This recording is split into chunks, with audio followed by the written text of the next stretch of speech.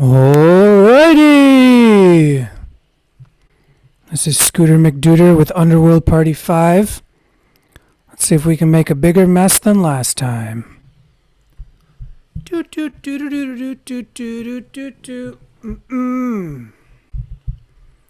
Yeah. Yeah. Testing. Let's do the thing. Creatures of earth, creatures of water, bless this chit-chat. Bless this chit-chat so it's good for all the people and all the other kinds of people, the non-people. Let's light the candle. Woo! Fire. Fire, light it up.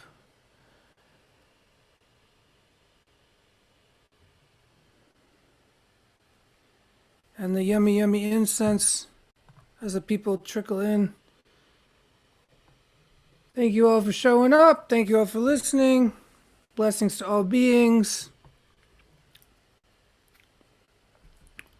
My aim today is for a slightly more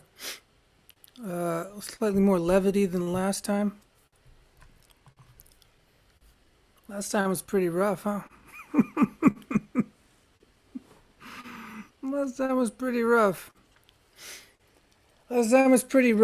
and generally the feedback has been positive, except I'm sure that it will take time for the less positive feedback to get back to me.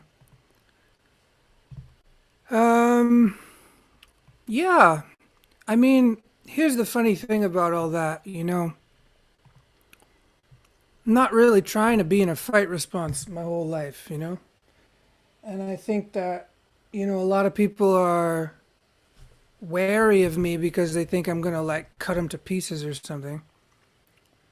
But I think it's just a different kind of context that we're in, and I think that if you can't handle critique, then you got to figure out what that's about.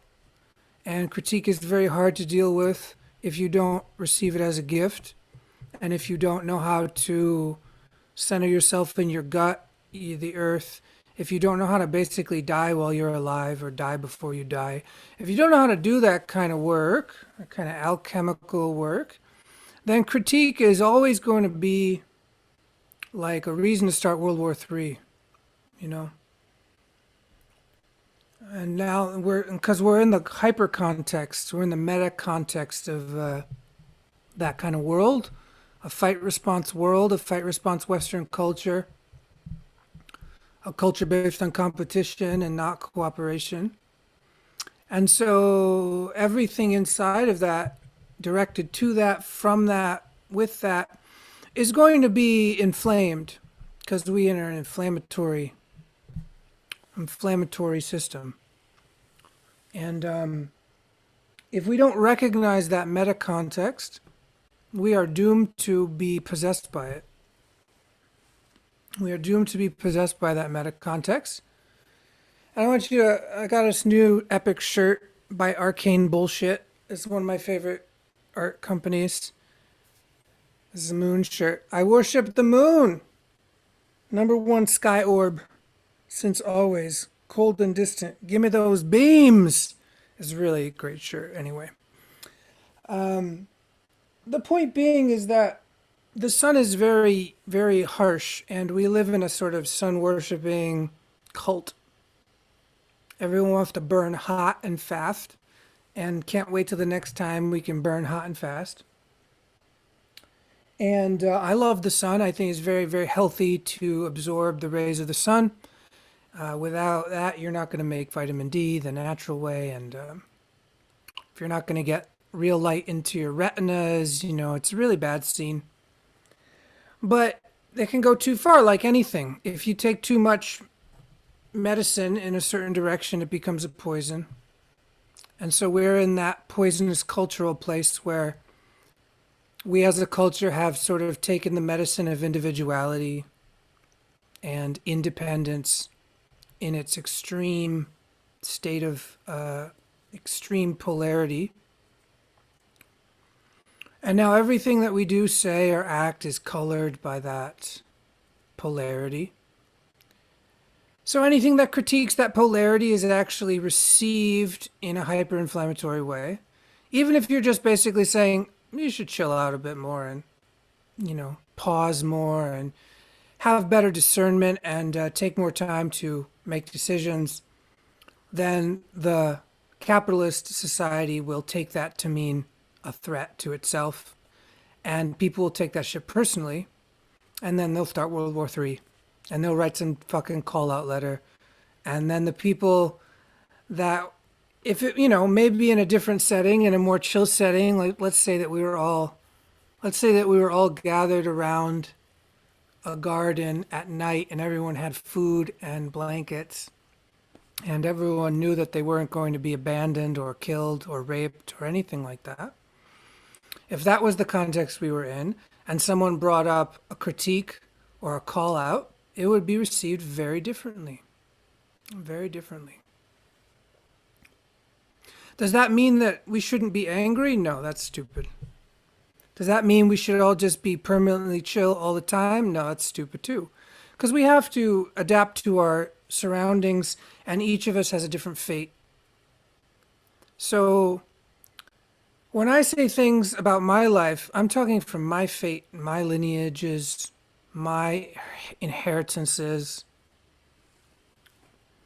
And they're not 100% transferable, but they might be like 25% transferable if you sort of take the meta context and say, how do I play with this idea? How do I play with this practice? And then you actually have to play with it. You can't just be like, oh, I absorbed this idea and now I know it and I own it and it's mine. And it doesn't work that way. All of my ideas come from many, many years of wrestling and playing and continually being a beginner or having a beginner's mind, whatever that means. And constantly sort of tripping over my own ghostly inheritances. So there are things that we're going to be dealing with, each of us, in our own little context, our own little bloody ecologies. We're going to be dealing with them until we die and even as we're dying and maybe into the next life too. Whatever that is, whatever that might be, whatever continuity happens after this version of continuity changes, as it's changing right now. So this is why it's very important to have what I call it like zoom in, zoom out.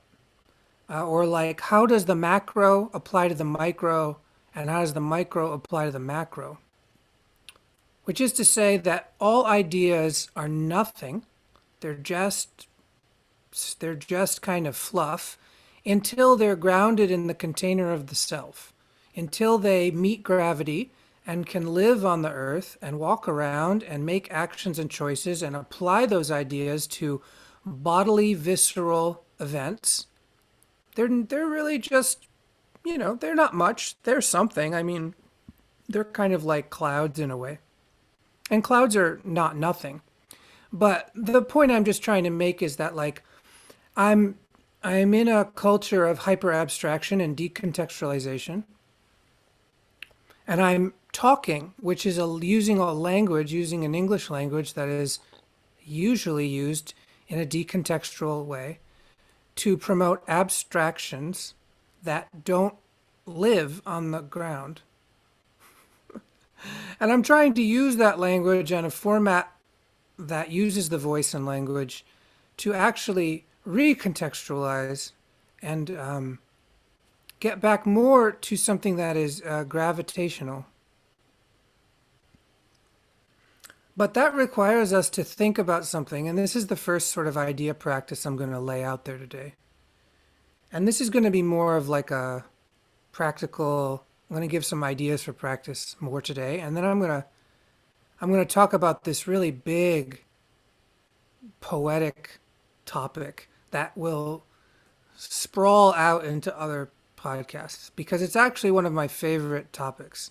And I had to get through the first 3 podcasts and then I had to get through this, getting all this shit off my chest so that I could sort of talk about what I really like to talk about. So now we're gonna indulge me because that's what this podcast is for. It's for me to indulge myself about really things that are interesting for me, you know. So the first idea is that we want to have a ratio that we can play with, like a kind of slider switch or something, like a kind of dial that we can play with, which is the dial between gravity and levity. So even as I say those words, they point to things that have no names, but they have feelings, visceral feelings. Everyone has a visceral sense of gravity, and everyone has a visceral sense of levity. We all have that. Even in dreams, there is a sense of gravity and levity. Otherwise, how would you know when you are flying? There would be no way to know if you were flying versus swimming or walking or being dragged around by a demon if you didn't have a visceral sense of gravity and levity, and how if you just lessen gravity, it becomes levity. And if you just decrease levity, it becomes gravity. So really, they're the same thing. They're the same beast. They have different visceral effects depending on how intense they are. Intensity. So this is another reality we have to work with is what the fuck is intensity and how do we know what it is and why is it so relative and different for every single person in every different context?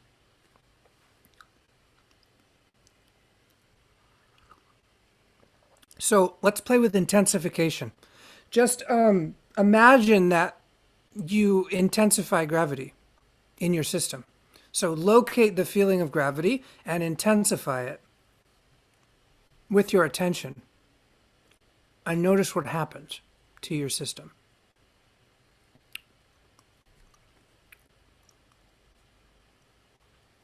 And all of these things that I'm saying, 20 seconds of practice does not do it justice, but you can still get a hit of it with like 20 seconds of practice. And if you just do a bunch of 20 seconds in a row, you get more. Right? So if you have ADD or something, that's totally fine. Just do it more times. Just like switch. Just keep refreshing the exercise. So it's not about like this discipline where you have to set aside 2 hours to practice, and if you don't do 2 hours, you're a bad person. That's not how it works because every single person has different fate, and that means different constitution, and that means 20 seconds is relative or 2 hours is relative to everyone's system. So don't worry about it. Just notice your context and work within that context. And don't necessarily compare it to other people's contexts in a sort of negative, self-esteem destroying way. Just notice the diversity of different contexts. So if you intensify your feeling of gravity, you'll get one effect. And now let's do the other side of the equation. Let's intensify the feeling of levity in the system. So locate levity and play with levity and the visceral feeling of levity and just amplify it in whatever way that feels like it is. And notice there's a different feeling that happens in the system. So we have gravity and we have levity. And let's ground it into something that's happening all the time, which is inhalation and exhalation. So when you inhale naturally without straining and without necessarily tinkering with it too much. So when you inhale, notice the increase of levity in the system. And when you exhale, notice the intensification of gravity in the system.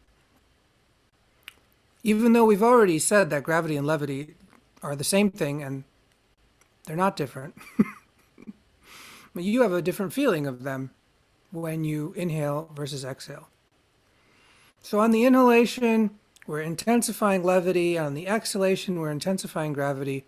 And we're just doing that because we decided to do it. We can't point to what's happening here, but it's happening somewhere in the nervous system. It's just happening. And if we put attention on it, it grows in its felt sense. So the only difference between someone who thinks that healing has to happen before it happens is someone who doesn't quite yet understand that what we call healing is feeling something. And in certain practices like Taoism, you're actually learning to feel things that you can't feel in a way that allows you to understand that it's always happening and it's always available. That's all it is. So instead of this linear, I must do this before I feel that, you start to erode that linearity. You become a little bit alinear. And so today's topic, time as erotic chi,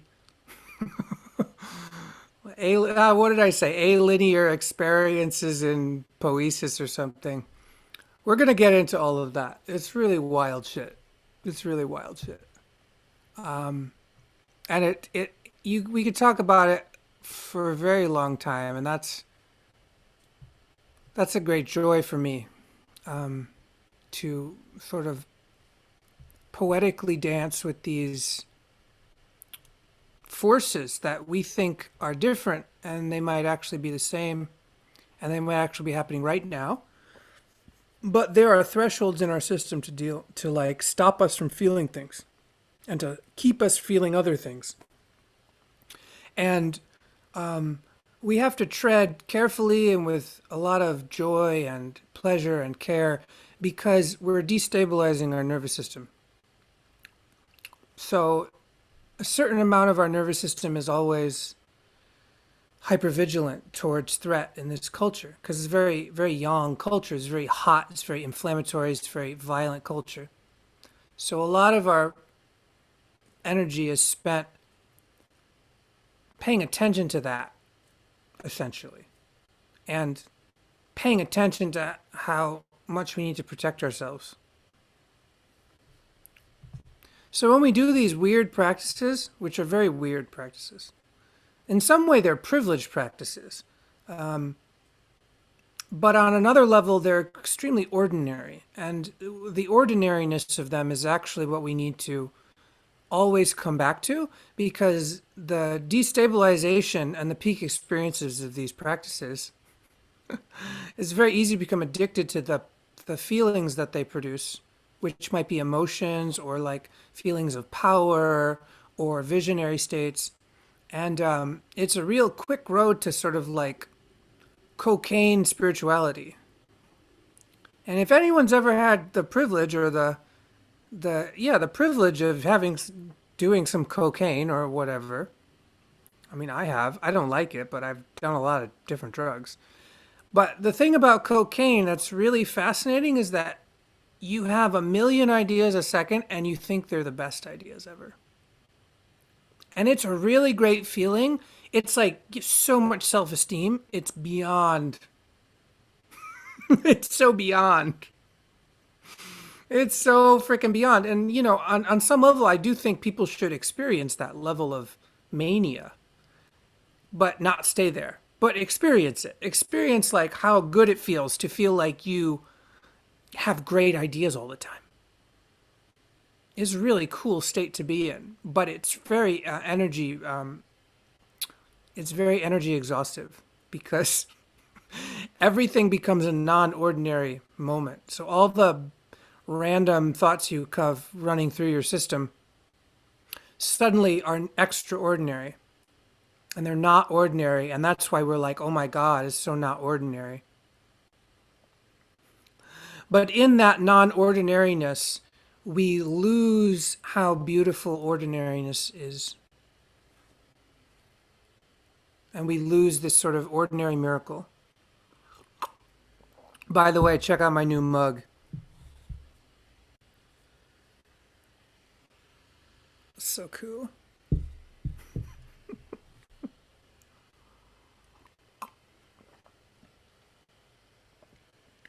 So we're all in this river of time, or at least we think it's a river, which means we think it's linear. And we have this ordinary experience of the past becoming the future somehow. We don't know it till it gets here, but it just keeps happening all the time. So we have this sort of metaphor we can use of like riding down a river in a little boat or something, and it's easier to go with the current, and the current's going one way, and we're riding along, and as we ride along, we get to see new things, and new things happen, and different things happen. But that might not actually be what time is. That might just be the first stage of development of being a participant in a game that is beyond our comprehension, right? But we're given sort of training wheels, like kind of cognitive and sensorial training wheels to experience this game at different stages of it, or different structural stages of this game. And we've already experienced this a lot. We've already come from a kind of non-linear time when we were a baby. And then we grew up and we started to learn about linear time, and we started to actually become linearized in our thinking. Like winter comes after the fall. And that's very stabilizing. Like time happens in a certain way based on lunar and solar movements, and we can sort of predict a bit of something that is going to happen in a cyclical way. And we live our lives from birth to death, and if we live long enough, we become old, and we can kind of assume that on some level. This is very stabilizing for the psyche. And I just want you to feel how stabilizing that actually is. So before we destabilize, we have to stabilize. So there's levity and there's gravity. There's this kind of stream of time that we're in. It's kind of liquid. Feels nice. We're floating. We're floating on this river of time. And as we float, there's a kind of repetitive rhythm. A 1 and a 2 and a 3 and a 4 and a 1 and a 2 and a 3 and a 4. And what is born will eventually die, and that might feel sad. However, along the way, you start to notice this rhythm that's extremely soothing, and you're young, and then you're middle-aged, and then you're old, and then you're something else. And that's just happening in different ways all over. We notice it all over the place. Trees are doing it. Clouds are doing it. Everything's doing it.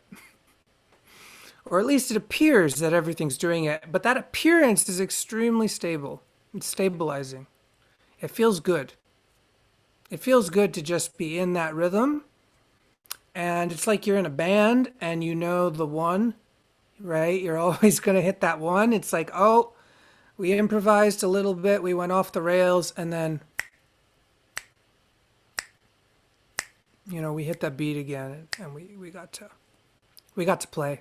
We got to play in that rhythm, right? But now comes the weird shit. Then we have inside of this rhythm, this stabilizing rhythm, there are moments of nonlinear or alinear or multilinear experiences of time. And I say all those different words because I can't really choose one. I can't really choose one way to talk about it. Is it multilinear? Like a bunch of streams going like all over the place in all directions? Is it alinear, which is like just who fucking knows, like a kind of have you all seen this? You should look this up. It's a freaking it's a mathematical thing. It's called the Calibiyao Manifold. Calabi-YAU. I'm just going to read off of Wikipedia. In algebraic geometry, a Calibiyao manifold, also known as a Calibiyao space, is a particular type of manifold which has properties such as Ricci flatness, yielding applications in theoretical physics, particularly superstring theory. The extra dimensions of space-time are sometimes conjectured to take the form of a six-dimensional Calibiyao manifold, which led to the idea of mirror symmetry. Now, this is crazy, right? You just go down this rabbit hole. But basically, if you look at it, if you look at how it's visualized, you'll see what I'm talking about. Is that it's kind of twisting and folding and unfolding in on itself, like a super toroid.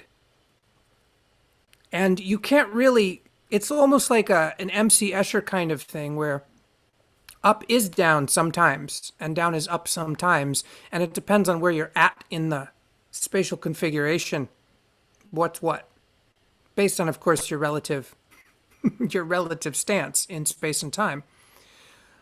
But this is another way to sort of look at time, that it might be more like that than a line or a river.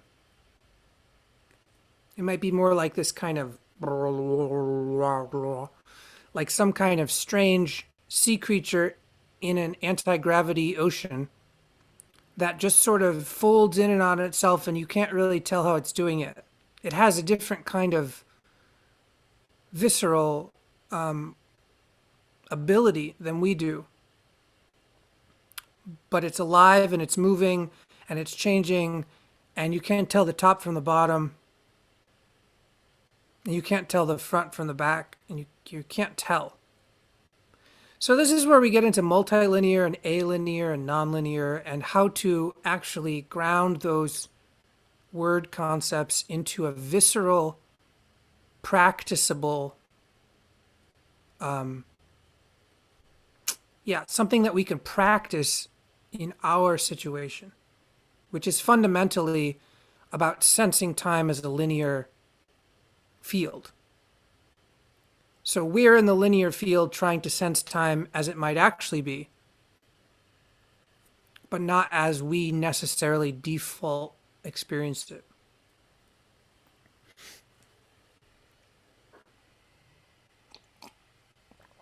So if you're starting to feel like woozy or nauseous or like confused, that's very, very good. Because part of the issue is that we need to make decisions. And in order to make decisions, we need replicable patterns that do not deviate that much. And one of those replicable patterns is the way we consider time. And I'm basically saying, no, let's completely fuck it up. But in order to do that, you have to have a practice and a not practicing. Because if you're practicing, you go, great, sky's the limit. We're just going to go wild with this shit. But then you have to turn it off and go, okay, no more today. Because you still have to be able to, like, you know, do your laundry and cook your food and things like that. So just recognize that, like, when you get to the edge of your own capacity for understanding, that's actually the start of something amazing happening. But we have to back up a little bit and talk about that. So I'm going to pull up my notes because I wrote a lot of notes about this weird fucking thing that we're doing.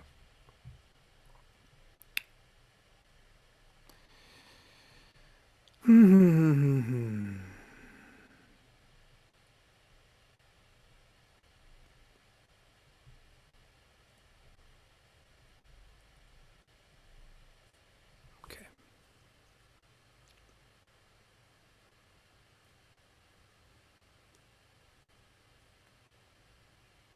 It's a very slippery subject. Because to even try to talk about it sort of destroys its mysterious qualities. And we actually want to get to experience its mysterious qualities more and more in a visceral way, not a conceptual way, but a non-conceptual way, viscerally, to be able to allow our senses to open up to something that in a certain context hurts the system. It breaks its homeostasis, which sends out pain signals to the system, saying something is wrong here. And now you might understand why episode 3 was all about pain signals. Because certain things like nausea, confusion, headaches, tiredness, grogginess, brain fog, all of those are symptoms of a system saying, yo, there's something dangerous happening. We don't know how to make decisions anymore, and that's very, very dangerous. This is also what happens when you take psychedelics. You basically, your fundamental way of perceiving reality breaks in order to perceive more of reality in a different way. That might not be easily understood by the previous context of the system because there is a door that says, no, here is very simple. Left is left and right is right, up is up and down is down. There is night follows day, winter follows autumn. All things born will die. It's very, after inhale comes exhale. It's very simple. And this is what we root into. And from that rooting of those ordinary miracles, we begin to perceive something also ordinary. Right? So again, it's not extraordinary. It's not non-ordinary states of consciousness. They're just other ordinary states of consciousness. But because we live in an inflammatory, hyper-individualized culture, everything I'm saying is filtering through that, and everyone goes, woo, into peak state land where they're Superman or Wonder Woman or whatever, and they're like better than they are.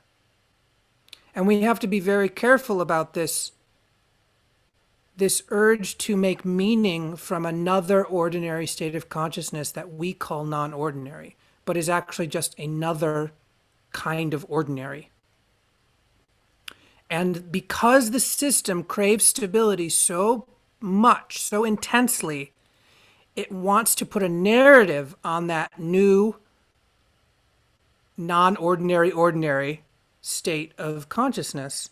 And it starts to say things like, this is the answer. This is the secret of life. And, you know, it honestly might be the secret of life. But it's our relation to that terminology that's the actual thing to work with. Because if I go, this is the secret of life, and I'm so grateful, and it fills me with such relaxation, and I don't have to do a goddamn thing about it except just listen, that's a great way to be in relationship to the so-called secret of life, which is just this Calibiyao manifold, folding, twisting, unfolding, emerging from itself like a frickin', silly putty organism. And we could just be like, yeah, that's fucking cool. I really like to feel that. This kind of like infinitely blooming flower kind of feeling. It's like, oh my God, the flower is opening and I'm here and it's opening again. How is it opening when it already opened? And it opens again and it opens again and it opens again and it opens again. And as it opens, it dies. And as it dies, it opens. So that's a real great way to be with it, is if you were just listening and it felt relaxing. And you didn't have to create extreme narratives about what it meant that you were experiencing this ordinary miracle. So I'm headed in that direction. But there are many other directions and other kind of places you can go to. And we see this all around us, which is like, I now know the secrets of life, and now I have authority, and now I can cure cancer now or something, It's like, ooh, nah. No, we're not going to do that. We're not going to go there. But what you'll see around you is people who have glimpsed this kind of non-linear, alinear, multilinear time being, which is also space-time being. And in their developmental staging, freaked out, but freaked out in a manic way. Freaked out as in like, oh my God, I'm gonna fucking climax here. So they have a manic kind of experience of this ordinariness. And because that manic spike was too much for their system clamped down on it and created narratives that reinforce particular kinds of patterns that are unique to that being and their lineage's inheritances. So this is just what we're all dealing with. It's like we are predisposed to certain kinds of manias and depressions because of our ancestors' experiences and because of the cultures we live inside of. Right? And so I'm here growing up in a very young, very peak experience, very inflamed culture that worships the sun and hates the darkness. It's a very anti-black culture, right?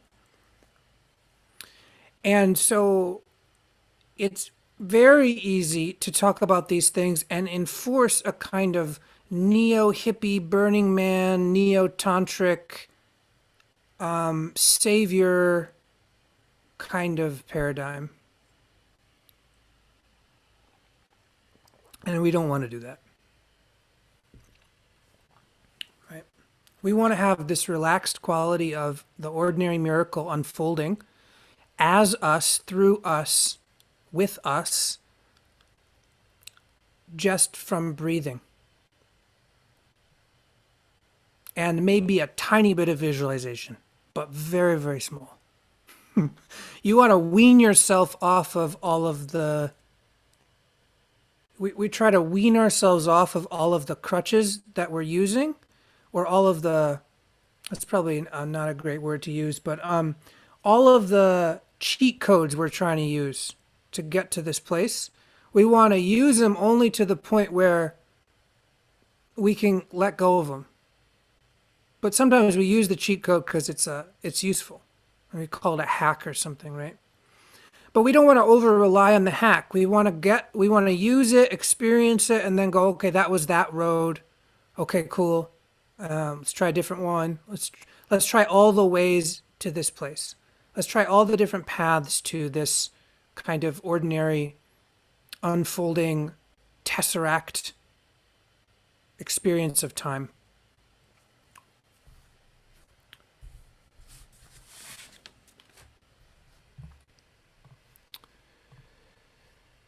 Okay, so I'm going to read some stuff. I'm going to read some stuff about poiesis and Heidegger.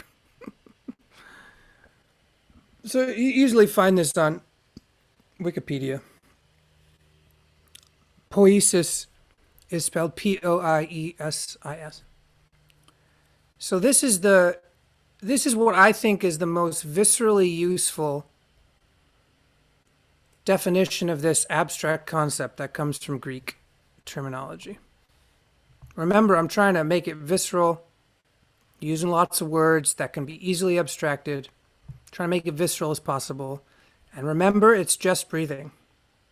Everything I'm saying here is actually encounterable in the breath cycle.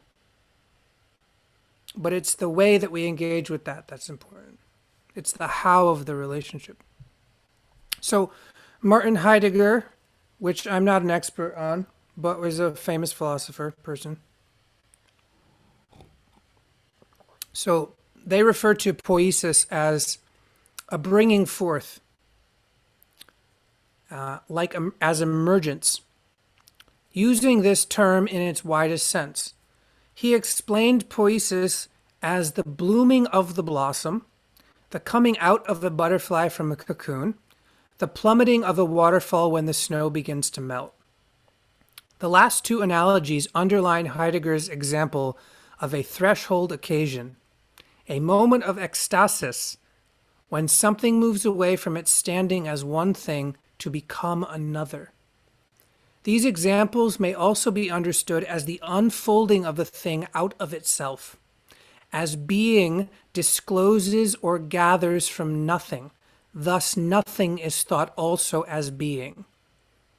Additional example, the night gathers at the close of day. Okay. So just that alone is a kind of poetic poiesis that allows you to feel all of these threshold occasions that you've already experienced in your organism's blood. The emerging from one thing to another, the act of becoming, at which there's a moment where you cannot sense something, and then there's a moment where you can. And in between those two moments, which is just time streaming through your system, between those moments, there is something happens that we could call poiesis. We could also call it emergence or becoming or alchemical transformation or differentiation or any of these things. Right? But it is the becoming of one thing to another. And I love the example of night gathering at the end of day. Right? It's so perfect. It's the same sky. And yet it's not the same sky because the qualities are different. They become each other. And there are thresholds that get crossed where suddenly the sun has gone over the horizon. That's a threshold moment. It's very, very distinct. And there are many other threshold moments in and around that threshold, right? So, let me read you something I'm writing. I'm writing an article. It makes no sense, but it's wonderful. And I love these kind of articles that make no sense, then I start writing them.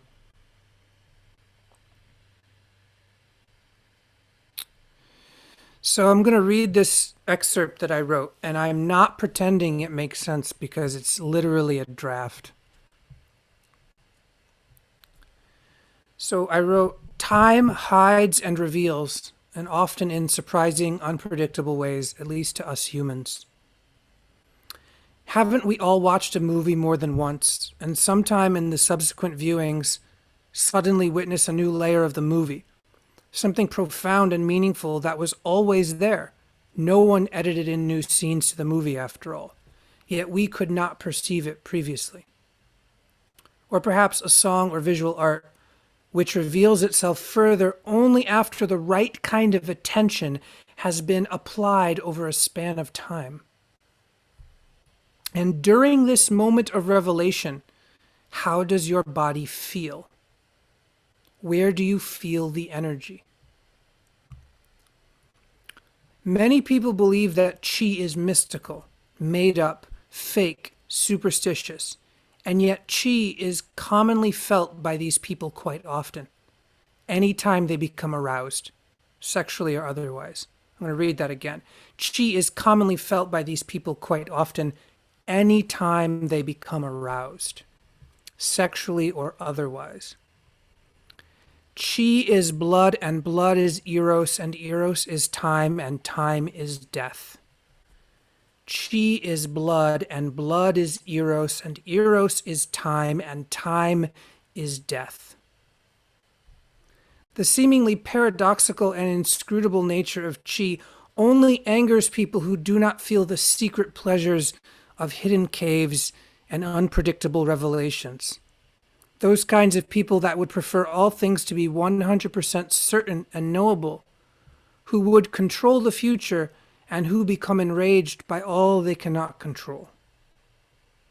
I'm sure that many of you reading this resemble this remark sometimes and might do your best to cover this fact up, me included. In the covering up of what is honest, you too are engaging in the erotic, even as you attempt to secretly strangle the life out of life. So the joke is on you. You cannot destroy what you fundamentally are, which is the curious hide and seek of erotic time, that also engages in subversive sexual aggressions, such as violently repressing life force, which is qi. Now I'll read that again. In the covering up of what is honest, you too are engaging in the erotic, even as you attempt to secretly strangle the life out of life. So the joke is on you. You cannot destroy what you fundamentally are, which is the curious hide and seek of erotic time. Erotic time that also engages in subversive sexual aggressions, such as violently repressing life force. The play of time, which is also qi, in my opinion, it's qi, but we can unpack that later and talk to more Chinese medicine practitioners about that. The play of time / qi is not passive, but active. And that active nature only reveals itself upon enough interaction or development of the system within it, perceiving it, engaging with it, and dancing with it. I'll say it again. The play of time qi is not passive. It's not linearly passive like we think it is. It's active. It's conscious. However, that active conscious nature only reveals itself upon enough interaction and enough development of the system within it that perceives it, engages with it, and dances with it. So I'm a system within it. You're a system within it. The right amount of interaction and the development of my system inside of that interaction and inside of that way of engaging ultimately reveals a new threshold, which is like watching the movie for the 200th time and seeing something. Because we're watching this movie called Time happen all the time. And then somehow on the 8 millionth viewing, something changes. But it's hyper-contextual and it's extremely personal.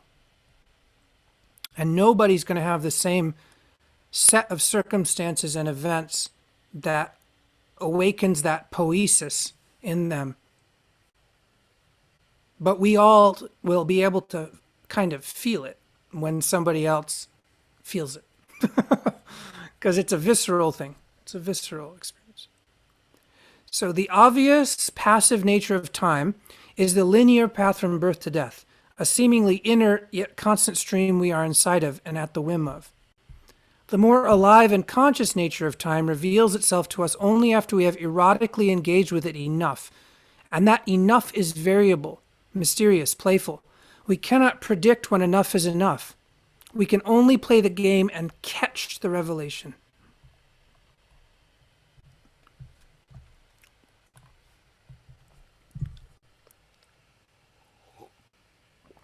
Right. So we've all experienced this.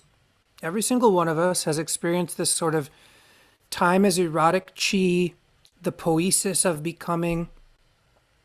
Another way that we can talk about this is like life or time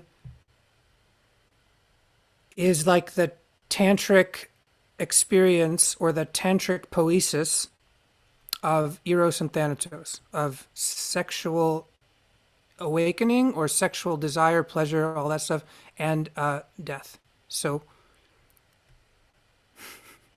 we are sort of dancing inside of this relationship that is much bigger than we are. But because we are of that relationship, we have the capacity to feel it happening as it's happening, viscerally, with our senses. And this, to me, is what Tantra is about, and is also what Taoism is about. They have slightly different kind of goals, but very similar, and I don't think it's even worth splitting hairs about it. But eventually, feeling this, the tantric interplay, the Calibiyao Manifold, which is the kind of multi-dimensional sexual tantra of eros, thanatos, yin and yang, happening, kind of becoming. But because we are that, not separate from that, we basically have a backstage pass. We can go back and like hang out with the band and maybe do some drugs, you know what I'm saying?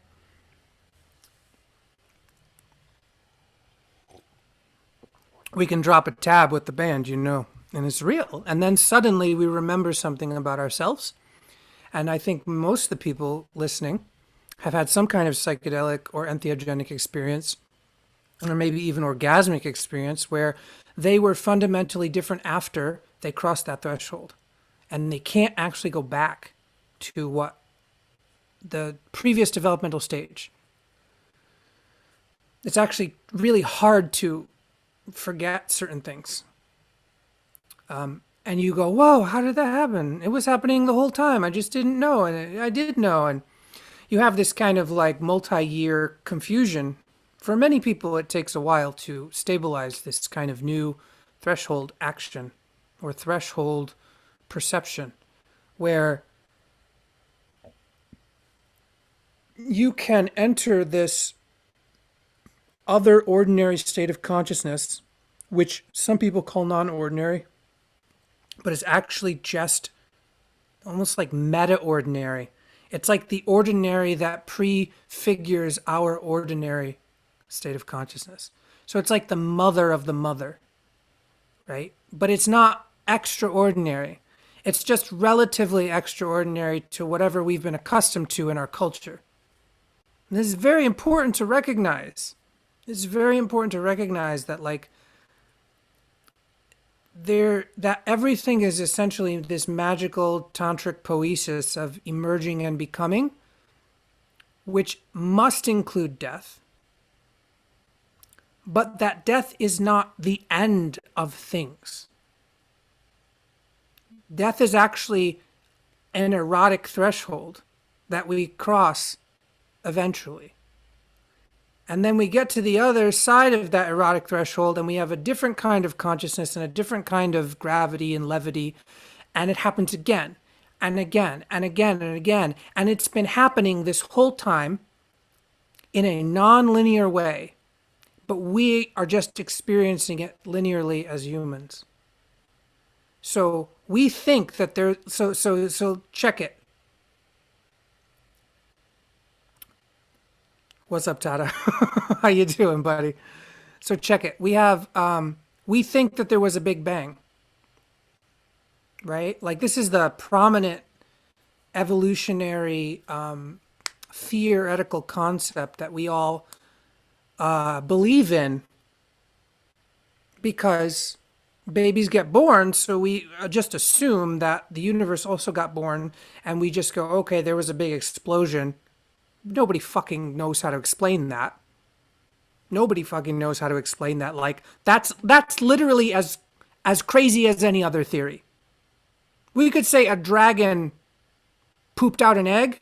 It's the same thing. A big explosion, a dragon created the universe, aliens created a universe from another dimension, there was a rip in space-time. Literally, I can just say a bunch of things, and they're all equally sane or insane depending on your context. They're not, there's nothing there though. It's just all smoke and mirrors, right? But we have, being, supposedly sane Western rationalists, we just all stroke our chins and nod and go, oh yes, the Big Bang. Oh, but, there's no reality to that. There's just what lets you go to sleep at night. So if believing that there was a Big Bang and that magic isn't real makes you go to sleep at night, that's great. You're at a certain stage of developmental consciousness that we could call the mental or the rational. And it's no better or worse than any other state of consciousness. But it is a state of consciousness that experiences time in a particular way. But here's the rub. Here's the rub that I've experienced, which is hard to explain. And it's also what Taoism seems to say when I read the texts, which is that the universe was never born and did not have a beginning. So we're going to have to play a little visceral meditation, a little somatic meditation here. Can you imagine something that has no beginning? Something that exists. What's the feeling like? What's it feel like to feel into a state of beinghood or beingness or being, just being, a state of being that has no beginning, thus has no ending?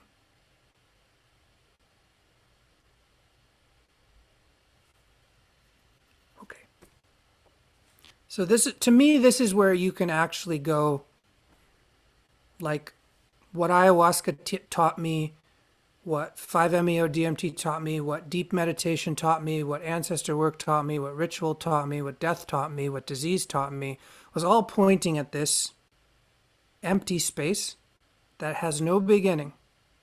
And it's extremely weird, but only if it feels new. But once you chill in it for a while, just like, like when you go to the ocean and it's really cold, or you go to a lake and it's really cold, it's only cold until you acclimate to it and then it's not cold anymore. That's like what I'm talking about here. These kind of strange states are not strange until you acclimate to them and bring them back into your normal life as a kind of relationality, so that you don't have to shock your system all the time. Right? So bringing it back with you from these so-called non-ordinary states of reality. But it's very slippery, because as we try to conceptualize it and make a certainty, like I'm doing my best to try to explain something that can't be explained. And in that, I lose the thread every 30 seconds. So I'm just telling you, my own experience is that, like, I feel like thoughts come and they just literally get sucked out of me by some like vacuum. Because the actual experience of this is not talking about it. It's literally just like being in it or being it. And then suddenly your system kind of goes into a kind of different way of, like, different brainwave state, stuff like that, different vagal tone.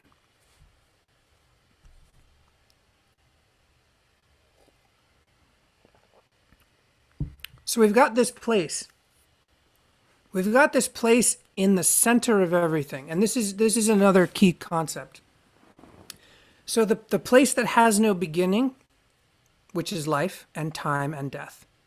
A being so vast, it never began.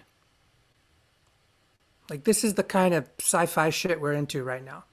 A being that is so vast and so conscious in a way that's not human, it never began. And we could call that being time. We could call it death. We could call it Tao. We could call it the singularity. Call it a black hole. Call it whatever the fuck you want. It doesn't matter. No name could actually describe this presence. But here we are, children of that presence, trying to sort of fold and unfold to look back at our true nature, like a kind of weird silly putty, to try to sort of reverse our tube, which is what we are. We're a frickin' tube, right? We're a sponge, right? We're trying to reverse that somehow and see pre-embryologically what we are, which is the entire universe, as matter, as blood, right? So it's like pre-conscious consciousness or something, right? And so we're trying to use time in its linear appearance to witness time in its nonlinear appearance. So I'm using the rhythms of nature, the sleep-wake cycle, the day-night cycle, the inhale-exhale cycle, the seasonal cycle, the birth-death cycle.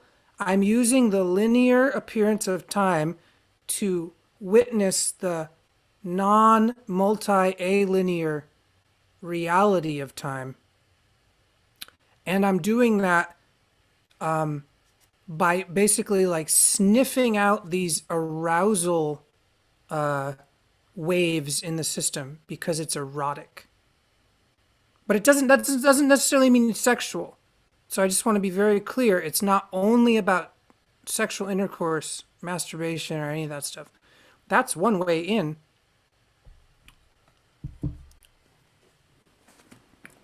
But it is not merely that, because It is just the blooming of chi in a system that we sometimes call arousal. So this blooming quality, we want to become good detectives to kind of sniff out these hidden pockets of erotic chi that are sort of locked in our system inside of what we might call trauma or cultural norms or whatever. But we're starting to get to that place where we break homeostasis. And that's very dangerous for a system that isn't at a certain level of development. Because you might wake up and go, fuck my job, fuck my relationship, I don't want it anymore. Because I made that choice under the very different perceptual bias. And then you suddenly have a threshold moment where you realize you actually are the universe, essentially making love to itself, and you also are all of your ancestors making love to themselves and appearing as yourself every morning. When you start to make decisions from that place, which I'm not saying is necessarily easy, but it's also not necessarily difficult either, because on some level, you're already doing it. But when we can talk about those things without going into manic states of spiritual narcissism, or without going into depressive states of sort of nihilism and burn it all downism, then we can start to develop a culture that is extremely unique, personal, intimate, contextual, and based in consent. It's based in peership and interdependent sovereignty, in which we could all be sniffing out our own erotic chi pockets, knowing that we're all not finished yet, and there's no perfection, and there's no need to even chase perfection. There's just this game of hide and seek that's going on. And we could actually be in relationship in that relationship. So like sort of nested and networked pockets of relationship. And I just remembered one of the slippery thoughts. That's very important to ground this into the body.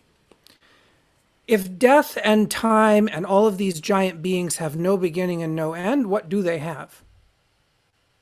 Well, they have relative centers. This is very important. Relative centers. It means that you could always find a center, and once you find that center, you can find another center of that center. And it goes on literally forever. But it's at least a gravitational, spatial, relational landmark so you don't lose your fucking mind in the way that would be considered negative. You do want to lose your mind because you realize you're not your mind and you actually have more peace of mind when you lose your mind in this particular way, but we're not going to get into that so much right now. But it's mostly we want to avoid the negative effects of this kind of alchemical process, which is to say, find a fucking center. Recognize that on the inhale, levity increases, on exhale, gravity increases. So when you have centers, levity and gravity, you no longer necessarily need to concern yourself about beginnings and endings. And that's actually quite wonderful. It's quite wonderful. Because if you think about our culture for half a second, you will realize that most of our energy is wasted wondering about when a trauma started and when it will end, rather than about intensity, which is there more levity or more gravity in the situation, and where's the center? When we always are worried about when something started or afraid of when something will end because we're afraid of death, we lose track of these other dimensions of knowing, being, sensing, feeling, experiencing.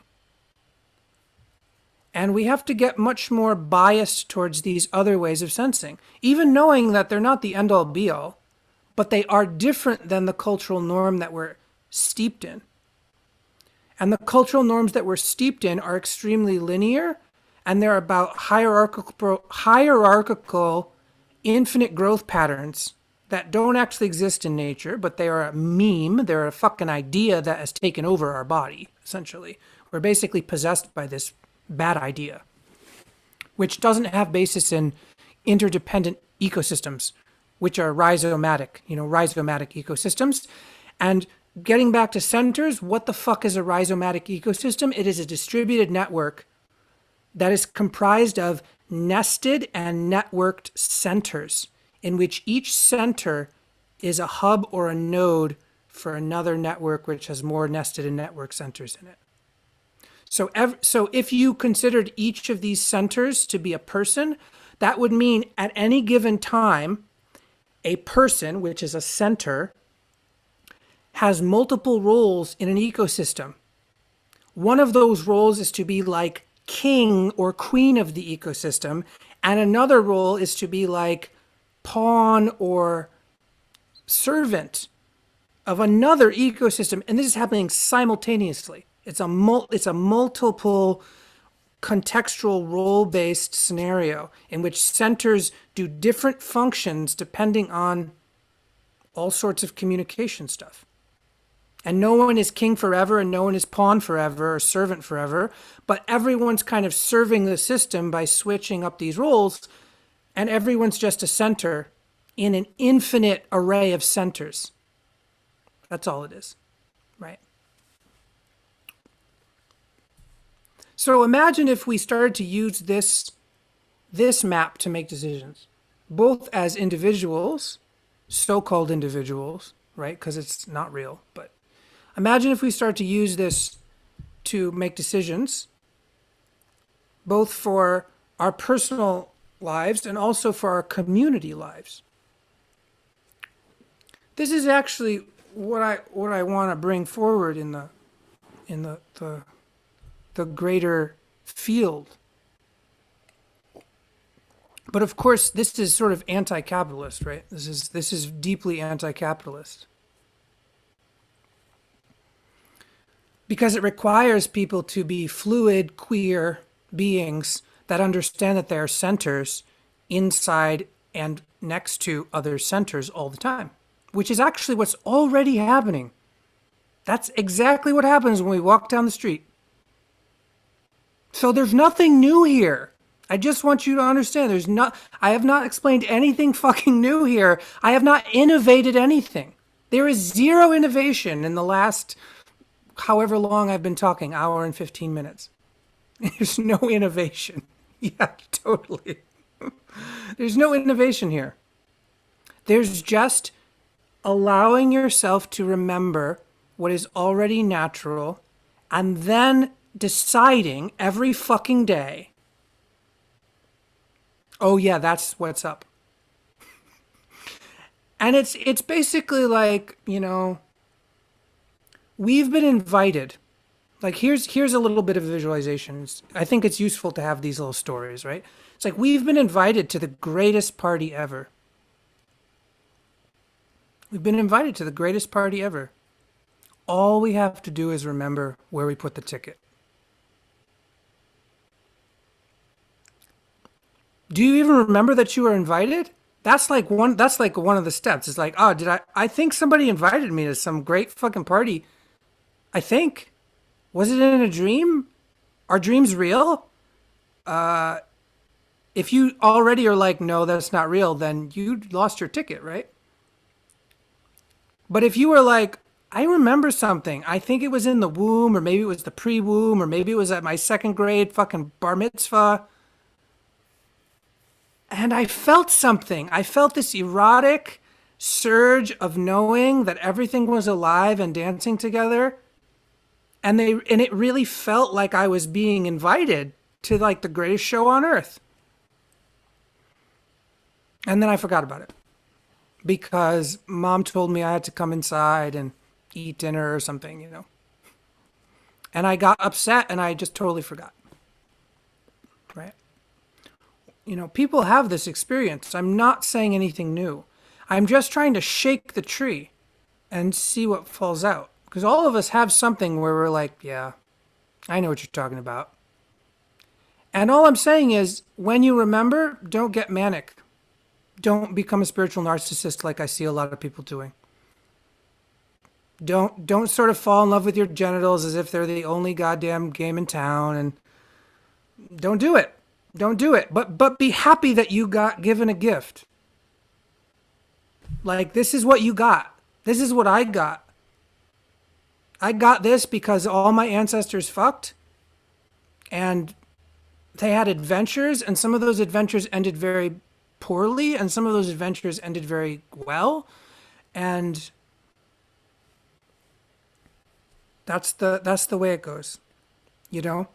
But I think I want to open it up for questions now, because that's a big piece of context, which is that there's levity and gravity, and those are felt senses, and they're not actually different, but it's how we can discern something. And then there's centers, and then there's this time being that has no beginning and no ending. And yet we are going to die. So that means death is not an ending. But you have to discover that. Like, I'm saying words now. I'm just saying words. So you're interpreting those words differently depending on your context and your experiences. And I'm just shaking the tree and being like, I want you to figure it out for yourself so that we can have a real conversation. Because I honestly can't have real conversations with that many people on the planet. I'm very serious. It's really weird. Because it's all muggle, linear. Magic is not real. Doubt, doubt, doubt. Fear, fear, fear. Threat, threat, threat. Codependence. It's just total, like, what the fuck is going on? And I totally understand it because, you know, I am a fucking trauma counselor. FYI, if people didn't recognize, but who's listening, but I did the work. But I never let go of the fact that, like, trauma is only a way to describe some part of the system in some parts of the ways. It is not the whole system. So framing the system as a kind of pre-tragic, post-tragic, kind of pre-trauma, post-trauma system is also really missing the point, because that's a linear system that doesn't actually make any sense. Not really. It makes sense only in a certain way to stabilize your psyche. There was a moment when my mom was alive and then she died and I had grief. And now after the grief, I'm a different person. That's totally cool to have that experience. I'm not knocking that experience. But what I'm also saying is that that experience of that threshold is an opportunity for nonlinear experiencing of time. It is not, I need to heal this so I get back to normal. No, it is an opportunity to say goodbye to normal and hello to normal. Because then normal is like bristling with magic and totally precious and alive right now on the razor's edge of time. Not, I need to dampen my senses again because I'm feeling too many feelings. That's not necessarily what I'm talking about. But I'm also not saying go be manic or go be depressive. I'm saying find the center and frickin' expand from the center while your system naturally inhales and exhales. And notice that that's happening all around you, and see if you can stay there as a way to live your life and make decisions. Even when you're in pain, even when you're angry, even when you have emotions, blah, blah, blah. This is a completely fractal, scalable process, because you can find the center of your emotion and expand from the center of your emotion and see what happens. You can find the center of a thought and expand from the center of the thought. See what happens. Usually things obliterate and you feel a lot better and you're like, oh, right, it's just energy. And that energy wants to circulate. Oh, it feels good. Circulation is good. Again, if you look at the Calibiyao Manifold and imagine the Calibiyao Manifold moving like a screensaver, you know those weird screensavers that just go, blah. It's a folding, unfolding, tentacular process. Yes, I said tentacular. It's a folding, unfolding, tentacular process that is constantly circulating its chi. And you can't find a beginning and you can't find an ending. And you hardly can find a top or a bottom, but you find a top or a bottom based on your relative top or bottom, right? Like an MC Escher painting, you can turn it upside down and it's like, oh, it's different, right? But it's based on your context in space and time, which is essentially a fixed point, right? See, it seems like a fixed point. Even though we're moving on a planet going how many fucking miles per hour, spinning through the Earth and rotating and orbiting. So we're not even a fixed point. But we have a relative appearance of a fixed point. And so then when we look at another relative appearance of fixed point, like something like an MC Escher painting or one of these Calibiyao Manifolds, we actually can see this emergent relational paradox where up is down and down is up and left is right. But then we can pin ourselves to a point and actually make a decision, navigate to another point, make another decision, right? But until we can feel this real life happening, we're not going to be able to invent or innovate systems that actually mirror that in our politics, our institutions, etc. Because what I'm talking about is a very flexible system of distribution of resources. And that's a community, right? But I'm talking about something that actually mirrors like the soil and mycelium and how the earth actually works, which is not hierarchical, it's not linear. But sometimes there are temporary hierarchies that take precedence, but not all the time. But then there are constants like gravity so that the whole thing can work. But then sometimes gravity is not the same all the time. So there's always this wiggle room for things to shift in this highly emergent, flexible, interdependent way. But until we, as children of that parent, children of that mother, wake up to the fact that we are that, and then interact with each other like that, we're going to keep coming up to this really weird things that actually don't make sense, which is what we have now in our systems and governments and the way we run schools and the way that we, do everything on this planet is essentially locked into this kind of Western linear top-down hierarchical model that isn't necessarily what nature does, but nature does that sometimes. So it's not completely anti-nature. It's just taken to an extreme and trying to blanket statement something. It's like saying, there's 27 letters in the English alphabet. Is there 27, 26? I don't know. There's letters in the English alphabet, but I only use 2 of them because those are my favorite 2. And those are the only 2 that are that's the king and queen of all the letters. So that's kind of my rough, explanation of why we have this problem on this planet with how we interact with each other. And what happens when we start to interact with bureaucracies and stuff is that they're not actually like listening to the true nature of themselves. They're just kind of thinking that life is this linear game in which there's an ending and there was a beginning, and that's not true. It's not absolutely true. It's true apparently, or has the appearance of truth sometimes, right? And this is the thing, like to hang out in this conversation, you have to be able to go, it appears like this to me now, but I know that that's not absolutely true. And you have conversations like that more often.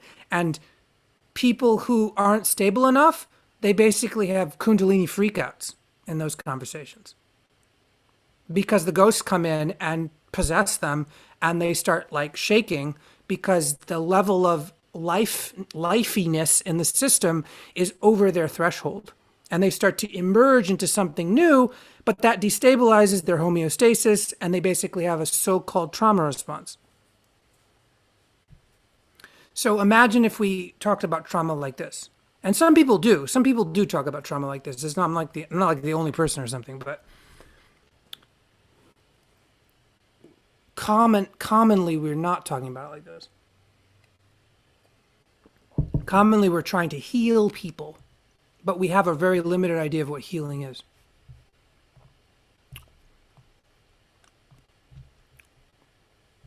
So yeah, questions.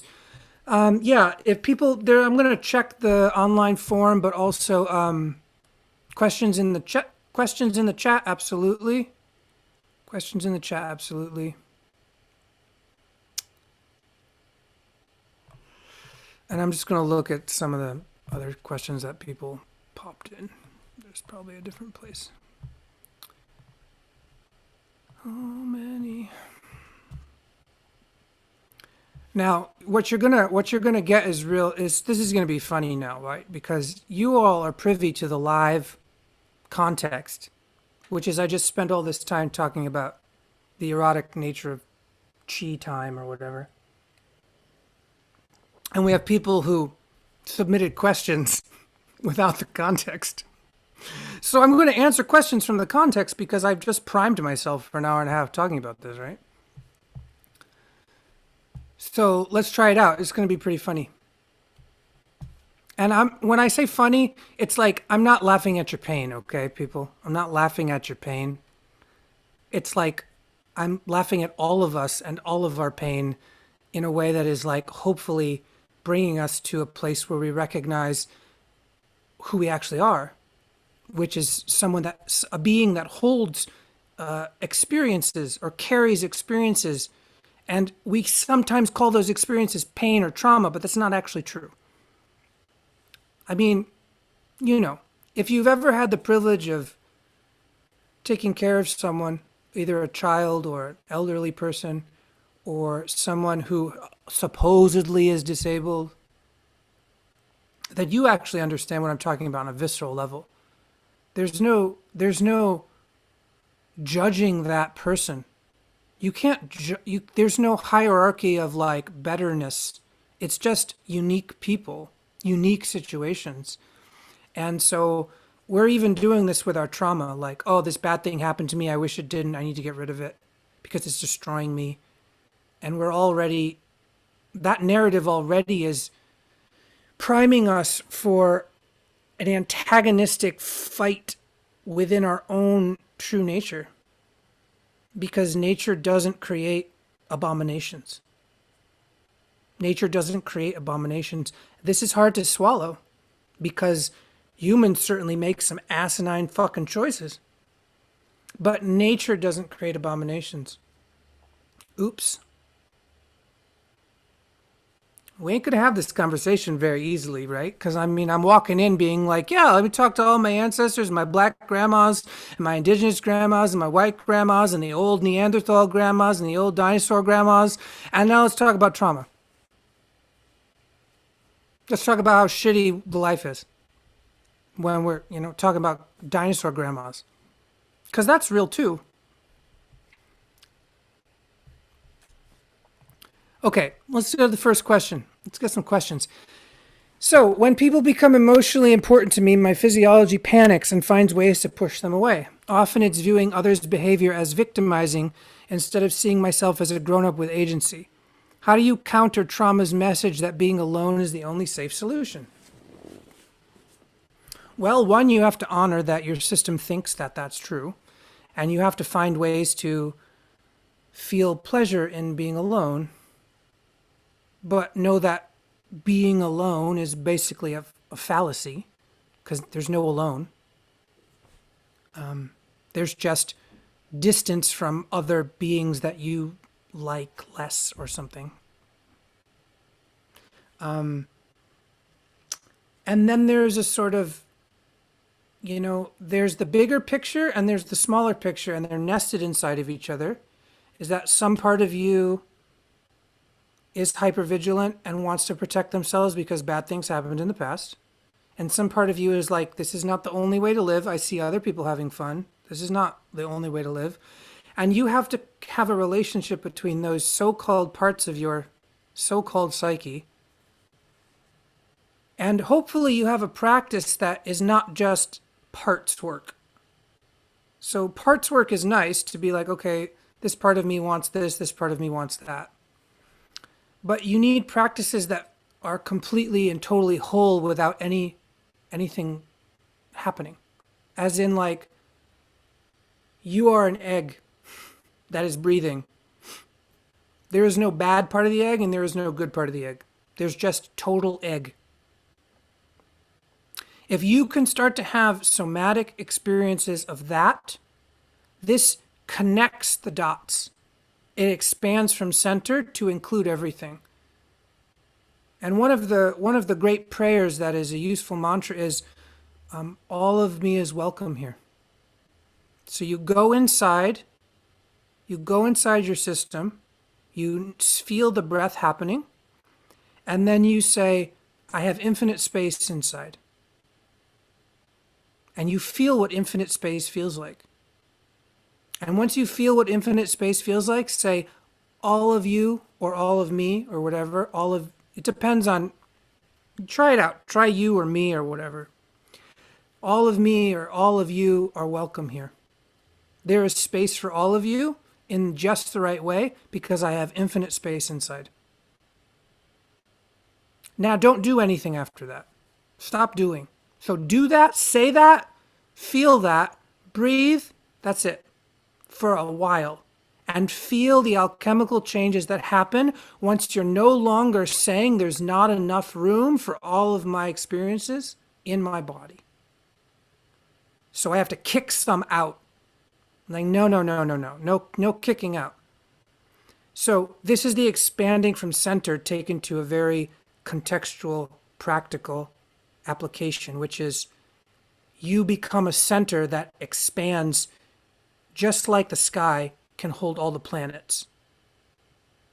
There's no like flat earth thing like, oh, suddenly you reach the end of the universe and you fall off a cliff and what the fuck. There's just sky. It just happens. It just goes on forever. There's just space. Space happens forever. You're essentially made of space. You might feel cramped because of your pain, but you have to find the reality underneath that pain, which is there's space that holds that pain. And you relate to and get more intimate with the space that holds the pain rather than the pain that's in the space. That's my answer to that question. Thanks for asking, whoever you are, anonymous person. All right. Oh yeah, musical pleasure in life. Well, isn't it all music? I mean, this is it, right? It's all music. You might not like the music that's playing in any given situation, but it's all music. So, a lot of what I think we missed in this culture is polyrhythmic society. Western culture is not a polyrhythmic society. It teaches a different kind of music, which is not the best way to relate to life. But other cultures are inherently polyrhythmic cultures, and they seem to have less trauma, even though very terrible things have happened to them. They're able to distribute that amongst the polyrhythmic body of the network, the body of the culture. They're able to distribute that polyrhythmically. And there's a funny thing that happens that I can't really explain very well because I'm not a really good musician. Again, I'm talking from my absence. But there's something that happens when you start to layer 3 or more beats onto each other, and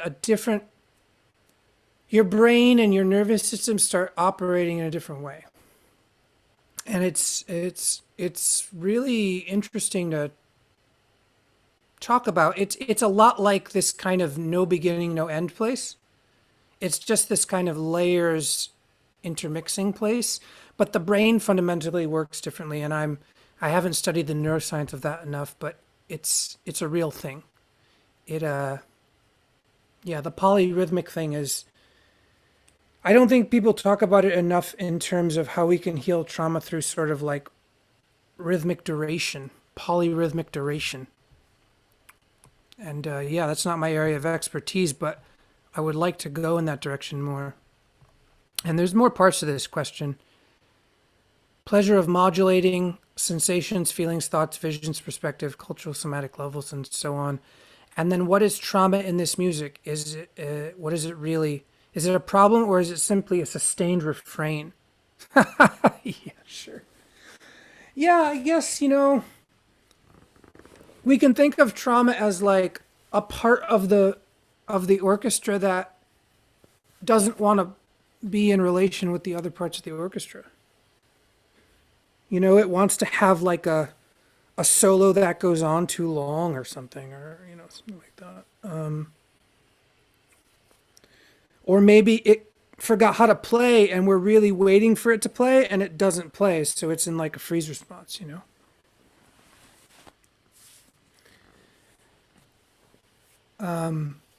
But we all get there, and I think that, like, what is it that person said? Was it Miles Davis?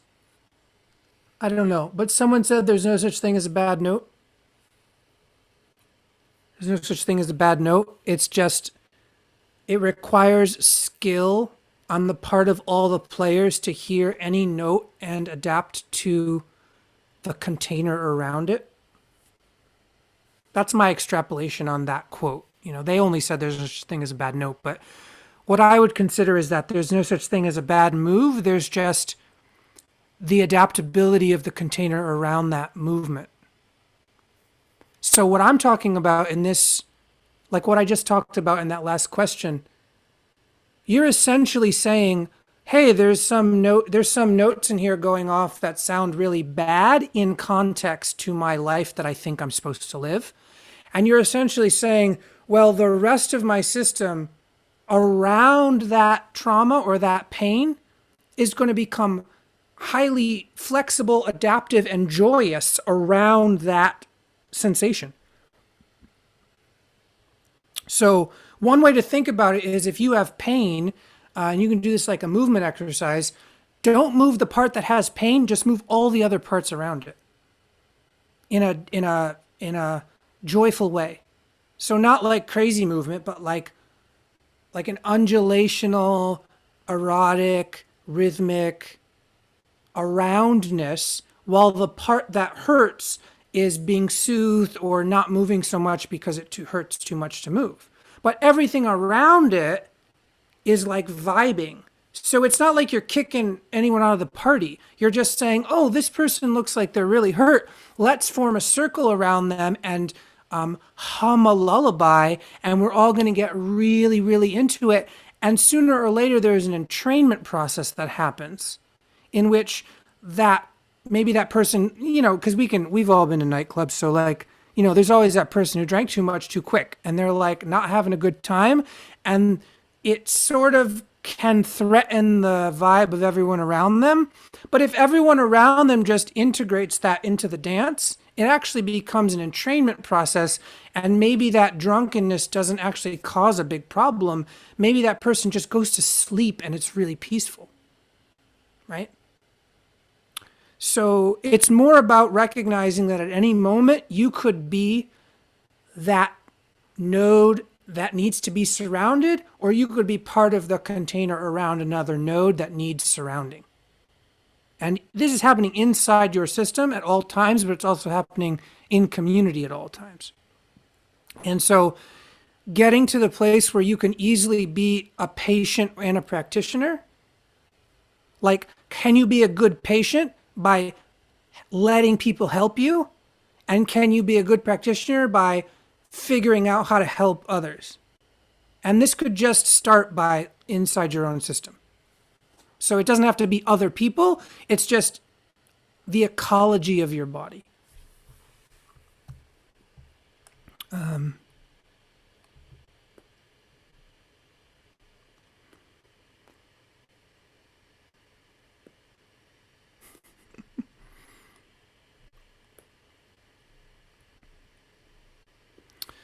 Someone said, have y'all heard Dance and Cry by Mother Mother? Really resonates with this. Pain as music to dance to, the life ecstasy of dancing to your pain song. Pleasure of modulating sensation via movement.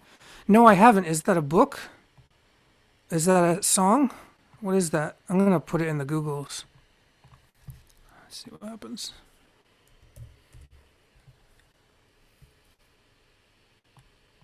I understand. Nope, it didn't copy.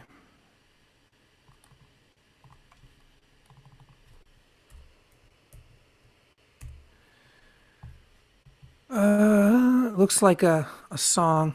That's cool. We'll listen to that later. I think Tanya Tagaq does this a fair bit too. Kind of like this kind of primal sound making, polyrhythmic, looping thing where like they're basically processing indigenous trauma, but it takes it somewhere else. It doesn't just stay in the trauma. It takes the trauma and trains or primes or lets the trauma sort of spread out and change its own rhythm over time.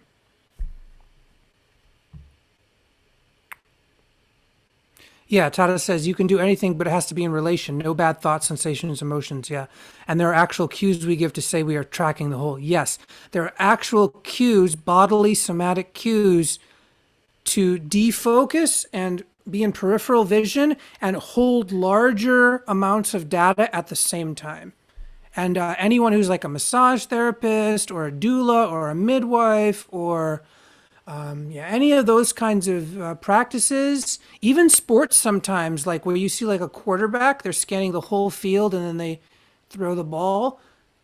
They're also holding a giant network in their field of awareness, right? And they're working within that entire network to make choices.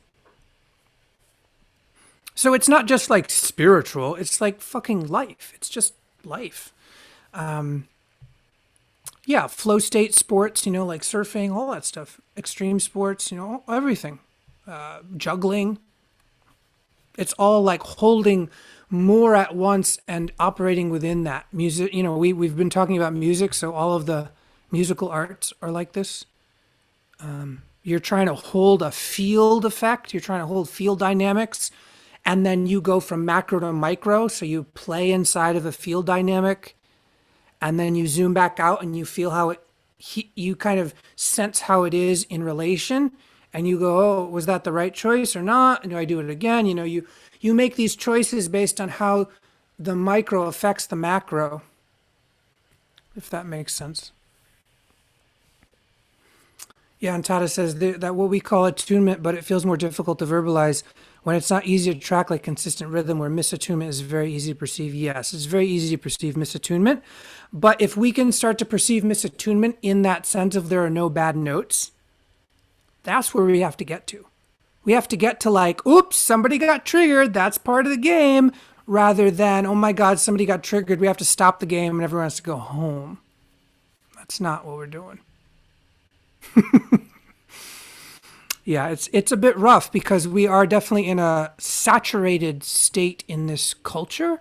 And I think that when we're saturated, if we don't have these practices of distributing energy, infinite space inside, everyone is welcome here, doesn't mean that you're going to attend to every being that's here. It just is saying they're all here and I can't kick them out. But I'm also not going to pay attention to the ones that give me negative effects. So that's where we get a little paradoxical because I'm sort of saying like kumbaya here, where like everything is welcome because that's actually what's happening because nature doesn't create abominations. But then there are actual things that we on the ground level need to make decisions on. And the first decision we need is what are we paying attention to? And what are we reinforcing with how we pay attention is a very important thing to ask ourselves.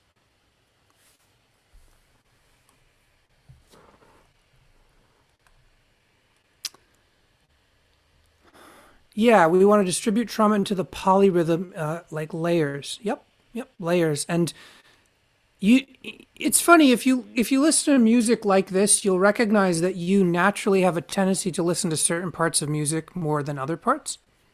Like for instance, most people are not listening to the silence inside of music because we think of music as the notes and not the silences between the notes. But then some people are more apt to listen to the rhythm section, or some people are more apt to listen to the melody.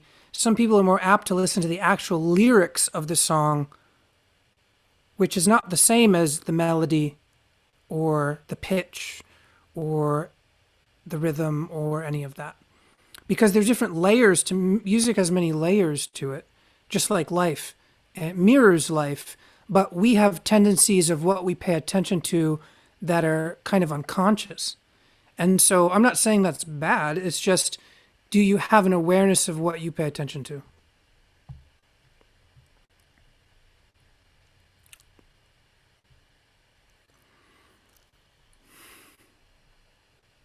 Yeah, Nile Rodgers. Yeah, we should all listen to some Nile Rodgers. Like, what's that dude doing with his fingers? I don't even know. Yeah, yeah, yeah. Silence is the funk. Negative space is the place. Yeah, yeah. Yeah, yeah.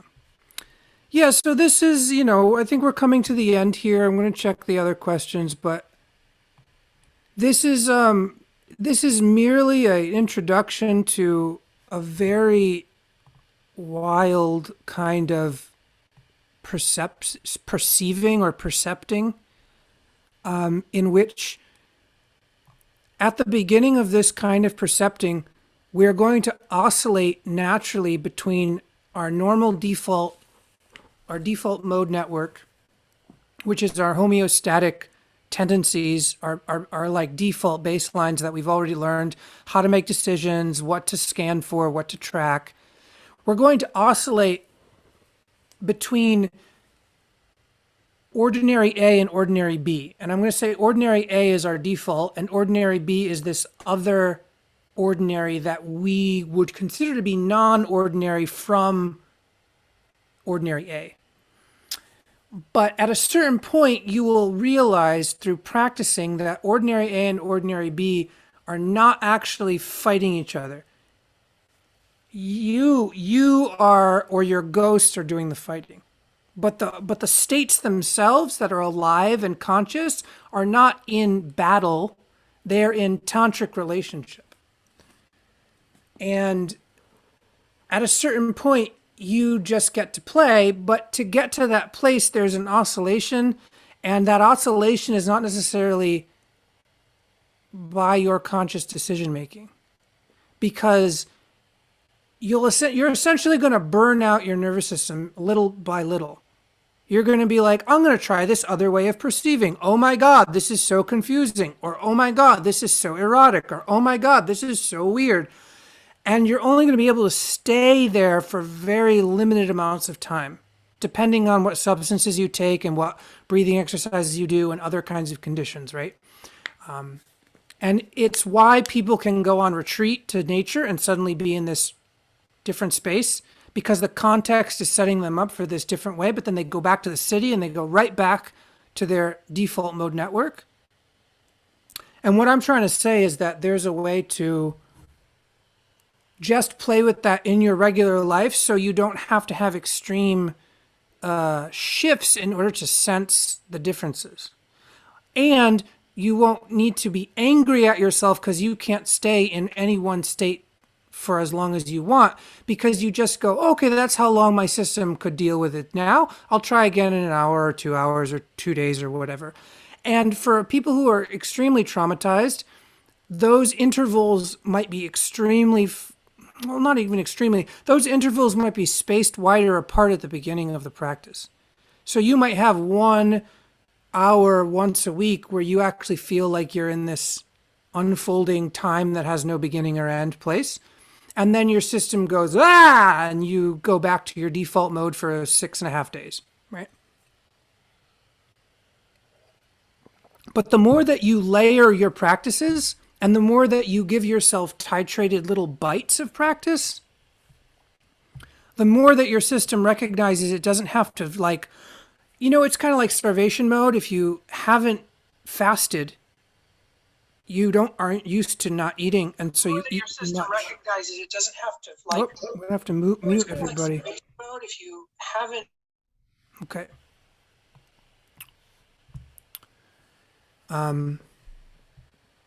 So we just have to, and especially for people who are working with clients, is to normalize what's actually normal, which is like you're not seeking perfection. You're not seeking a kind of uber state of, I don't know, like these weird people who say that they're gurus and they stay in these fucking like altered states forever. You're not seeking that. You're seeking a kind of baseline that has a rhythm that you can return to. And sometimes there's a solo that's like, oh my God, this is like waves of elation and bliss. And oh my, I can feel my chi rising in my central channel. And oh, it's in my heart now. But eventually you go, oh yeah, that rose into my heart. And then it goes back down to my legs and feet and genitals and my sacrum. And my three centers are in polyrhythmic communion with each other. So if you want a different map, then this map would be that there's a big circle down your pelvis, your genitals, your hara, your belly button, your guts. That's like the baseline. So this is just like music, right? This is just a baseline. There's like a doom, doom, doom. It's just very simple, but it's consistent. It doesn't take up all the space in the room, but it's consistent, it's reliable, it grounds you, it's low, it's nice, it's soothing. And then there's a kind of heart melody, which is kind of like a lullaby. It's kind of more like on the waves of the water. It's like, ooh, yeah, maybe there's a seagull flying over. It's all, melodic. And then sometimes there's like some super dank, what the fuck was that dubstep synthwave thing that comes over, which is like, oh my God. And everyone just like loses their fucking mind on the dance floor because it was unpredictable. It was emergent and it was like fucking feral as fuck. And it was like so tight and it went right in the right timing. And everyone's like, ah, and that's when it like blows out your third eye or your crown chakra and you just go mental for like a second and your body just moves without you thinking about it because it's so pleasurable to do that. But those moments aren't, if you make a whole song up of those moments, it's not a song. You can't even fucking dance to that because it's just too much. You basically have to build a song around one of those moments. And that's the song. It's like a hook. You're like, okay, here's the hook. We're going to build a song around that hook. But the stuff around it is not like super innovative. It might be, it doesn't mean it's boring, but it's not like the most innovative shit. It's a fucking bass line. Someone's on the drums just going, someone's just on the fucking drums, someone's on the sax, someone's on the bass. It's just basic. But then there's this hook in there that's like, wow, But that's it all working together, right? And so you want to have a system that plays like that. But what we tend to have in the West is hierarchies of dominance between the three centers of the body. We have essentially white dudes, but we essentially have white dudes duking it out for this kind of peak innovation experience in the head. And then we have a lot of white women trying to say, no, it's about empathy. It's all about melody and lullabies. And that shit gets a bit weird too, because you're like, I don't want to that's not the whole reality of life. And then we have some people who are essentially indigenous people who are just basically drumming and stomping all day and chanting. And they're like, nah, this is where it's at. And what we want is a kind of integration of those cultural norms to just be like, look, you can all play together inside my body, but actually make a good fucking song. Don't just hammer and try to fight. It's not fight jazz. It's not, we're not trying to fight. We're trying to like see a good, like what song could happen in my central channel if these three beings, these three spirits actually fucking wanted to work together and not just vie for dominance. But you as a practitioner have to stop that shit. You have to go, why am I biasing one over the other? Why do I think that this is the best way to live? And that's all your ancestral ghosts and patterns who are basically like coping mechanisms and shit. It's like, to be a good musician, you have to learn to like music you don't like. It doesn't mean you have to play there all the time, but you have to appreciate it. You have to be like, yeah, I can hear the art form in that. I can hear the art form in Jordan Peterson drinking a bunch of fucking Diet Coke and having a manic orgasmic experience talking about lobsters on stage while everyone worships them. I can see the art form in that because that's what's happening. That's really what's happening. It's no, I can see it clearly for what it is. But that's not a whole album. Maybe that's one song. I'm like, cool, that's cool. There's like this weird song on the album that's like, whoa, this is experimental. This is interesting. It's not a whole album though. That's a, you know what I mean? Yeah, a weird song, but okay. Yeah, sure. Yeah, exactly. Right. Like, if you're high, you're like, whoa, that shocked me. And I went down this weird rabbit hole. I don't know. I don't know if I want to listen to track number 5 anymore when I'm high, but it's more like this kind of metaphor, right? Like we want to be able to play and make art inside of our own biology through rhythm, which is time, which is erotic, right? Back to the base of this conversation, right? And we want to be able to groove with other people, hopefully, and not just be a solo artist who can't play with anybody else, because that's fucking annoying. And a lot of us are actually a little bit stuck in the I only know how to play solo. That's real. But when too many people only know how to play solo, it starts to become, oh, that's how you play music. Good musicians only play solo because we're biasing all the musicians who only know how to play solo. And that's not actually what we want. That's not good for anybody. Let's put it this way. Jordan Peterson is not enjoying his life. His biology is failing. His literal organism is eating itself to death because he's not playing good music. He doesn't know how to integrate his music with other kinds of music. So his system is just eating itself. And the people around him are helping his system eat itself because they don't know another way. That's what's really happening. And you see it with a lot of these people. Everyone's system eats themselves on some level. So I'm not saying a perfect system or something doesn't eat itself. But at a certain point, you are the music that you play, and you're also the relationships that you foster and give attention to.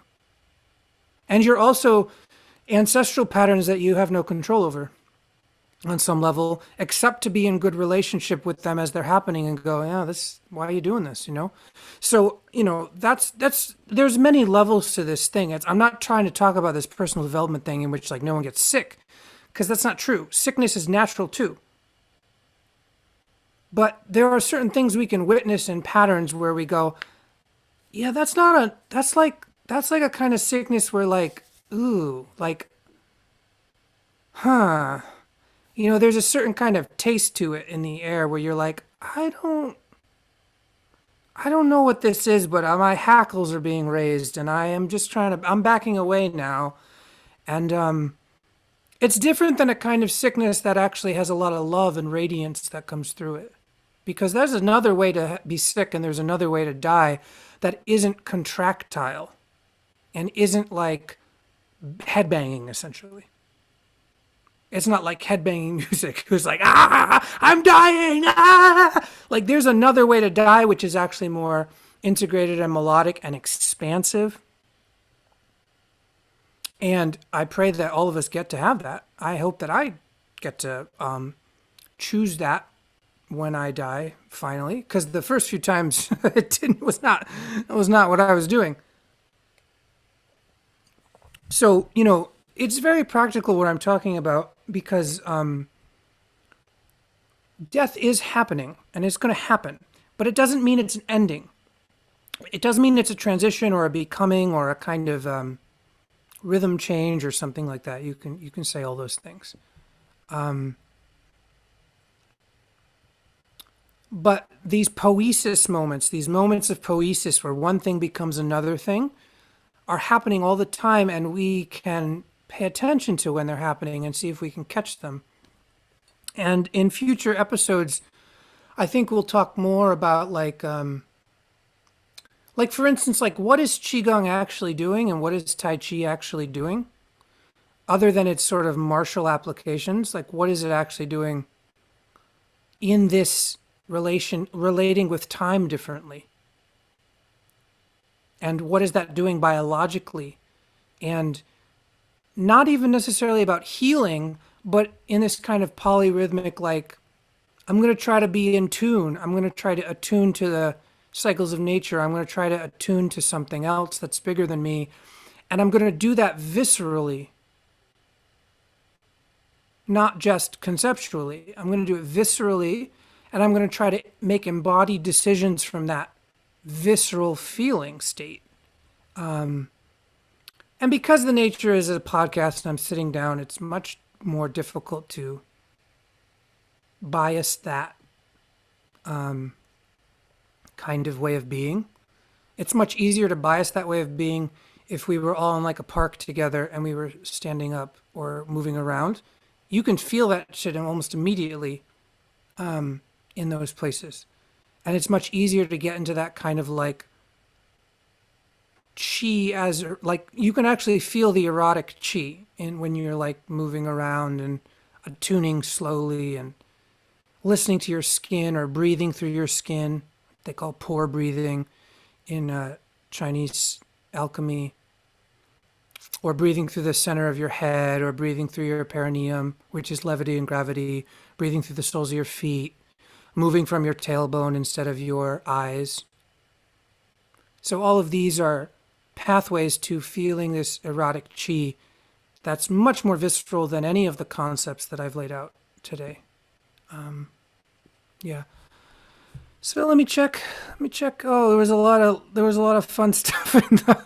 You guys are having a whole different conversation in the chat, making some funk music. Lobster funk. Oh yeah, Frank Ocean. Yeah.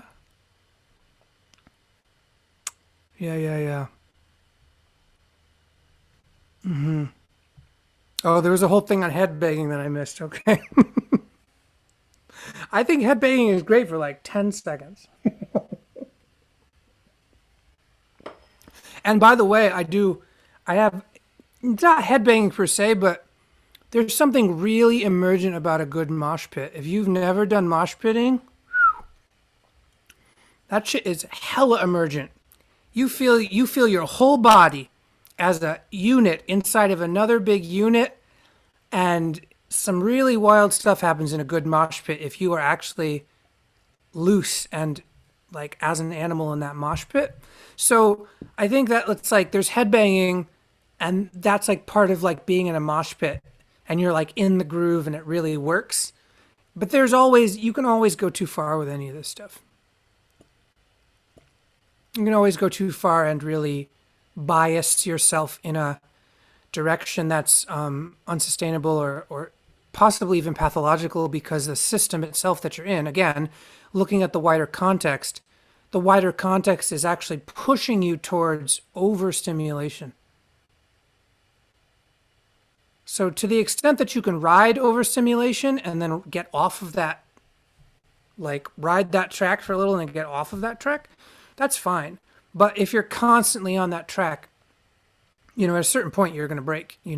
Most of us here probably have already broken. That's why we're even entertaining conversations like this, because there's not too many teenagers who are going to listen to what I'm talking about. It's just very real. I don't know if I would have listened when I was a teenager. Maybe I would have. I don't know, but I don't know if I would have. All right, friends. The candle is spent. The incense is gone. I've gone over time again. Thank you all for listening and playing in whatever way works for you. We're almost at the end of this inaugural series. I said I was going to do six episodes and see what happened. They all turned out to be much longer than I thought. So I've basically given double episodes that people have to chew on for a long time. And so I might do maybe just one big episode every 2 weeks, or I might start to email people to do recorded sessions so that the live sessions are less often, but there are recorded sessions in between the live sessions. So I'm thinking about all of that. And it's really fun, and we are in a soup together, and the culture is also in a soup, and I still know what the fuck I'm doing in terms of my business. So that hasn't actually become more clear in the last 5 weeks, just so everyone knows. That hasn't actually become more clear. It's become less clear in a more interesting way, I think. But I am still listening and I am still sort of in dialogue and I'm just trying to ride the wave as it wants to ride me. And yeah, that's it for today. Thank you all so much. Blessings to all your people, all your ancestors, all your relations, and I will catch you next week. Bye bye. Do do do ba ba ba do do do do ba da ba ba.